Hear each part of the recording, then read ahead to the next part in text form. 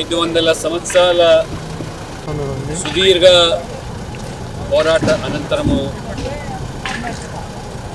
రాముడు జన్మించినటువంటి అయోధ్య పట్టణంలో భవ్యమైనటువంటి రామ మందిర నిర్మాణం కావడము, రేపు 22 జనవరి నాడు బలరాముని యొక్క విగ్రహ ప్రాణ ప్రతిష్ఠ కార్యక్రమము. ఆ పూజా కార్యక్రమంలో 140 కోట్ల ప్రజల ప్రతినిధిగా మన ప్రియతమ ప్రధాని నరేంద్ర మోడీ గారు వారి పాల్గొనడము, వారు ఈ ప్రాణ ప్రతిష్ఠ కార్యక్రమంలో పాల్గొనేదానికి 11 రోజులుగా వారు నిష్ఠగా ఉపవాస దీక్షలు చేపట్టి కేవలం కొబ్బరి నీళ్ళతో మాత్రమే 11 రోజులు వారు సేవిస్తూ నేల మీద నిద్రిస్తూ ఈ పుణ్య కార్యక్రమంలో మరి 140 కోట్ల ప్రజలుగా పాల్గొనడం భారతీయులుగా అందరం కూడా గర్వపడుతుంది. ఇది ప్రపంచంలోకెల్లా కూడా అత్యంత మరి పెద్ద ఆధ్యాత్మిక నగరంగా అయోధ్య తీర్చిదిద్దబడుతున్నది. అయోధ్య నగరం ఇవాళ ప్రపంచ ప్రఖ్యాతి కాబోతున్నది. అంతర్జాతీయ విమానాశ్రయాలు, అంతర్జాతీయ స్థాయిలో రైల్వే స్టేషన్ నిర్మాణం కావడము, మొత్తం ప్రపంచంలోకెల్లా అత్యంత 5 ఆధ్యాత్మిక పెద్ద నగరాల్లో అయోధ్య ఒకటి కావడం నిజంగా నేను ఉత్తరప్రదేశ్ ప్రజాప్రతినిధిగా, రాజ్యసభ సభ్యునిగా నేను గర్వపడతాను. ప్రధానమంత్రి గారు ఏదైతే వారు చేపట్టినటువంటి ఈ యొక్క దీక్ష కానీ, వారు తీసుకున్న సంకల్పం రామ మందిర నిర్మాణం కావాలని, మందిర్ వహీ బనేగా అనే నిర్ణయాన్ని ఏదైతే ప్రజలు సంకల్పించారో వారి యొక్క కళను సాకారం చేయడంలో ఈరోజు వారి పాత్ర అమోఘం. ప్రపంచ చరిత్రలో సువర్ణాక్షరం లిఖించే జనవరి 22 మొత్తం ప్రపంచంలో ఉన్నటువంటి హిందువులు ఎంతో ఆసక్తి కనబరుస్తున్నారు. నేరుగా ఈ యొక్క ప్రాణ ప్రతిష్ఠ కార్యక్రమంలో పాల్గొనాలని వారు తమ యొక్క ఆసక్తి కనబరిచినప్పటికీ, లేదా నేరుగా వీక్షించాలని తలపెట్టినప్పటికీ కూడా అందరికీ కూడా ఇది సాధ్యం కాదు. మీరు చూస్తూ ఉన్నారు ఇవాళ విదేశాల్లో సైతం కూడా ఇవాళ సనాతన ధర్మం పట్ల విశ్వాసం ఉన్నటువంటి బ్రహ్మాండమైనటువంటి రామజపం చేస్తూ, రామమయం చేసి ఏ రకంగా మరి మోటార్ క్యాడ్ ర్యాలీలు కానివ్వండి, అత్యంత ఆకర్షణీయమైనటువంటి కార్యక్రమాలు ఇవాళ అమెరికాలో, లండన్లో, యూరోప్ దేశాల్లో, దుబాయ్లో సైతం కూడా నిర్వహిస్తూ ఉంటే భారత హిందువులుగా గర్వపడుతూ ఉంటాం. అటువంటి కార్యక్రమాన్ని తిలకించడానికి ఇవాళ అనేకమైన స్వచ్ఛంద సంస్థలు, పల్లెల్లో కూడా మారుమూల ప్రజలు ఏ రకమైనటువంటి ఉత్సాహం చూపుతున్నారో ఆ యొక్క రాముని యొక్క విగ్రహ ప్రతిష్టాన్ని కల్లారా చూడాలని, ఆ రకంగా అన్వయం పొందాలని చెప్పి భావిస్తున్నారు. అందుకనే ప్రధానమంత్రి స్వయంగా మాకు పిలుపునిచ్చారు. మీరు మందిరాల్లో జరిగే కార్యక్రమాల్లో ముఖ్య అతిథిగా కాదు, మీ వంతు బాధ్యతగా కూడా ప్రజలకు ఈ కార్యక్రమాన్ని తిలకించేదానికి, వీక్షించడానికి అవకాశం కల్పించాలని చెప్పి మరి ఒక లక్ష్మణుడిగా రాముడి సేవలో తరింపజేసిన నా జీవితం ఇవన్నీ కావాలని, ఎందుకంటే గొప్ప సువర్ణ అవకాశం.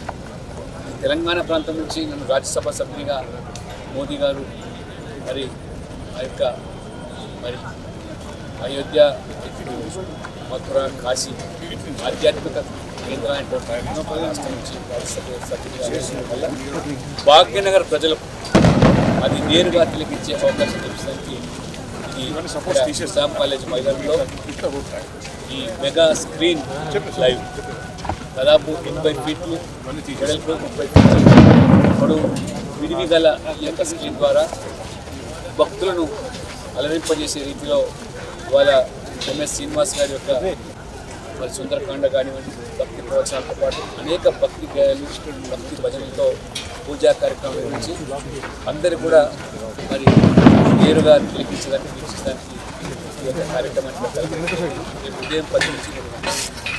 విచిత్రం ఏమిటంటే ఈ భవ్యమైన మందిర నిర్మాణం కోసం ఏదైతే రామ జన్మభూమి ట్రస్ట్ ఏర్పడిందో మరి ఆ మందిర నిర్మాణం కోసం కానుకలు సమర్పించాలని చెప్తే మరి ఏ రకంగా ఇవాళ దేశ విదేశాల నుంచి కూడా భిక్షమెత్తుకునేటువంటి మందిరాల దగ్గర భిక్షకాల నుంచి మొదలుకుంటే ఇవాళ బ్రిటిషర్లు సైతం కూడా ఇవాళ ఏ రకంగా వాళ్ళు మరి ఈ మందిర నిర్మాణం కోసం భక్తుల ద్వారానే ఈ మందిర నిర్మాణం కావాలని ప్రభుత్వం ప్రమేయం కాకుండా భక్తులు మరి ఆ రకంగా ప్రమేయం పొందాలని చెప్పినప్పుడు 10 రూపాయల నుంచి మొదలుకొని ₹1 వరకు కూడా విరాళాలు ఇచ్చి దివ్యమైనటువంటి ఒక మందిర నిర్మాణం జరుగుతూ ఉన్నది. నిజంగా ఇది కలన నిజమైనటువంటి అబ్బురపరిచింది. మరి కోట్లాది మంది ప్రజల కళను సాకారం చేసినటువంటి నరేంద్ర మోదీ గారు భారత జనత ఒక దేవుడు పంపిన భూమిక వాళ్ళ మన భారత ప్రధాని కావడం గర్వపడుతున్నాం. అటువంటి మహనీయుని యొక్క నేతృత్వంలో అనేకమైనటువంటి ఏ మందిరాలు ఆలయాలు అయితే ఆనాడు మరి వీరి బాకీ నుంచి మొదలుకుంటే ఔరంగజేబులు ఈ దేశాన్ని ఏ రకంగా దండయాత్ర చేసి ఆలయాలు ధ్వంసం చేసి దురాక్రమణ చేశారో అటువంటి మరి పునరుద్ధరింపజేసి ఏ రకంగా స్వాతంత్ర తర్వాత మొదటి ఆలయం సోమనాథ్ ఆలయం ఆ రోజు మళ్ళీ భక్తుల యొక్క కానుకలతో భవ్యమైనటువంటి సోమనాథ్ ఆలయం నిర్మాణంలో అదే పంతాల్లో ఇవాళ అయోధ్యలో మరి ఈరోజు ఒక సుందరమైన భవ్యమైనటువంటి నిర్మాణం కాకుండా అయోధ్య నగరం అంతా కూడా ఆధ్యాత్మిక ప్రపంచంలోని అత్యంత మరి ఆధ్యాత్మిక కేంద్రంగా ఒకటిగా ఇవాళ అయోధ్య మిగిలిపోతుంది. కాబట్టి అనేక మంది భక్తులు ఒత్తిడి వాళ్ళ మేము సైతం ఇందులో పాల్గొంటాం, వీక్షిస్తాము. వాళ్ళందరికీ కూడా విజ్ఞప్తి చేస్తున్నాం, రేపటి కార్యక్రమంలో పాల్గొని మీరు ఆ యొక్క భక్తి ప్రపంచంలో ఆ భగవంతుని ఆశీస్సులు పొంది సమీప భవిష్యత్తులో మీ అందరూ కూడా ఆస్థా రైళ్ళు దేశ నలుమూల నుంచి కూడా కొన్ని వందలాది రైళ్ళు మరి ఈ అయోధ్య మరి నగరానికి వెళ్ళి రాముడి దర్శనం కోసం కేంద్ర ప్రభుత్వం కూడా ఆ సదుపాయం కల్పిస్తూ ఉన్నది. మరి ఆ తర్వాత మార్చి వరకు కూడా ఈ యొక్క సదుపాయం ఉంది. కాబట్టి ఆసక్తి కలిగే వాళ్ళు, చూడగలిసిన వాళ్ళు అందరూ కూడా నేరుగా రైల్లో అయోధ్యకు వెళ్ళి రాముడి దర్శనం చేసుకుని వచ్చేదానికి అన్ని సదుపాయాలు వసతి అక్కడ ఏర్పాటు చేయాలి. కాబట్టి ఎవరు కూడా మరి ఉద్వేగానికి లోను కాకుండా రేపే వెళ్ళి చూడాలనేటువంటి ఒక ఆవేశంతో కాకుండా ఇటువంటి కార్యక్రమంలో పాల్గొని భక్తి భావన చాటుతున్నాడు. ఆ రకంగా ఇవాళ ఎక్కడ చూసినా ఎవరికి వాళ్ళుగా కూడా ఈ కార్యక్రమం స్వతహాగా చేస్తుంది. ఈ నిజంగా 75 సంవత్సరాల స్వాతంత్ర దేశంలో ఈనాటి తరం మరి ఇంత ముందు తరాలు కూడా ఇటువంటి అబ్బురపరిచేటువంటి కార్యక్రమం చేస్తారు. ఏ వార్తలు చూసినా, ఏ మీడియా చూసినా, ఎక్కడ చర్చ జరిగినా ఇవాళ రామమయమే, మొత్తం ప్రపంచమంతా కూడా రామమయమే. కాబట్టి అటువంటి మరి రాముడు ఒక ఆదర్శ పురుషుడిగా మరి ఇటువంటి రామరాజ్యాన్ని మనకు ఇవాళ కల్పించాడో ఆ ధర్మం 4 కాళ్ళ మీద నిలబడేదానికి దోహదపడినటువంటి ఆ రాముడికి సేవలో అందరూ కూడా పాల్గొని అందరూ కూడా ఈ కార్యక్రమానికి వారు ఆహ్వానితులని వారందరూ కూడా విజయపూర్వకంగా మరొకసారి మొత్తం ఇవాళ హిందువులు, భారత ప్రజలు, 2 రాష్ట్రాల ప్రజలు కూడా గమనిస్తాం. ఈ ప్రభుత్వాలు ప్రజాస్వామ్యానికి అనుగుణంగా ప్రజల మనోభావాలను కాపాడే రీతిలో స్పందించాలి తప్పితే ప్రతి అంశాన్ని కూడా ఓటు బ్యాంకు రాజకీయాలతో ముడిపెట్టి ఏ రకంగా ఇవాళ హిందువులను కించపరచడము, హిందువుల మనోభావాలు గాయపరచడమే పరిపాటిగా మారినటువంటి ఇటువంటి ప్రభుత్వాలకు ఖచ్చితంగా ప్రజలు బుద్ధి చెప్పే రోజులు వస్తున్నాయి. ఎందుకంటే ఇవాళ చాలామంది వ్యక్తపరుస్తున్నారు, నేను చూడాలని పాల్గొన్నాను, కానీ ప్రభుత్వం మాకు సెలవు లేకపోయింది. ఇవాళ పిల్లలు కూడా, స్కూల్ పిల్లలు కూడా, కాలేజీకి వెళ్ళేటువంటి విద్యార్థులు కూడా మా పిల్లకిచ్చే అవకాశం కల్పించినప్పుడు దేశంలో 15 రాష్ట్రాలు సెలవులు ప్రకటించి కేంద్ర ప్రభుత్వం కూడా మధ్యాహ్నం 2 గంటల వరకు కూడా వారికి హాఫ్ డే సెలవు ప్రకటిస్తే మన ప్రభుత్వాలకు, 2 ప్రభుత్వాలు కూడా కనీసమైనటువంటి హిందువుల పట్ల వారికి ఉన్నటువంటి చిత్తశుద్ధి ఏమిటో తేలిపోతుంది. అందుకనే ప్రతి అంశాన్ని రాజకీయపరమైన కోణంలో కాకుండా రాజకీయాలకు అతీతంగా ప్రజలు ఇవాళ పాల్గొంటున్నారు. ఇవాళ నరేంద్ర మోడీ గారు అంతటితో కాదు వారు పిలుపునిచ్చారు భవ్యమైన దీపావళి జరుపుకోవాలి. ఎందుకంటే మన జీవితాల్లో ఏ రకంగా వెలుగు నింపేటువంటి కార్యక్రమం అయినటువంటి ఈ యొక్క అయోధ్యలో బలరాముని యొక్క విగ్రహ ప్రతిష్టాపన సందర్భంగా సాయంత్రం తమ ఇళ్లలో కనీసం 5 జ్యోతులు వెలిగించి ఆ రకంగా మరి దీపావళి పండుగ జరుపుకునే విధంగా ఆ రాముడికి సమర్పించాలని కోరినప్పుడు ప్రజలు ఏ రకంగా స్వచ్ఛందంగా ముందుకు వస్తున్నారో పార్టీలకు అతీతంగా ఈవెన్ ఇవాళ మతాలకు కులాలకు అతీతంగా అనేక మంది ముస్లిం సోదరులు కూడా ఇవాళ ఈ యొక్క అయోధ్య మరి కార్యక్రమంలో వారు అనేక రకాలుగా కూడా వాళ్ళు దోదపడుతూ సహాయపడుతున్నారు.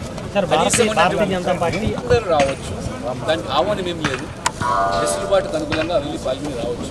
ఇంతకన్నా ప్రత్యేకంగా ఆహ్వానం అంటూ కొంతమంది ఎవరైతే సాధువులు సంతులు కరసేవకులు మిగతా వాళ్ళంతా కూడా ఇప్పటికైనా స్పందించాలా. మీరు గవర్నమెంట్గా ప్రజల స్పందన చూసి ప్రభుత్వం కనీసం ప్రకటిస్తే ఈ 2 రాష్ట్రాల ప్రజలు కూడా వాటిని లెక్కించడానికి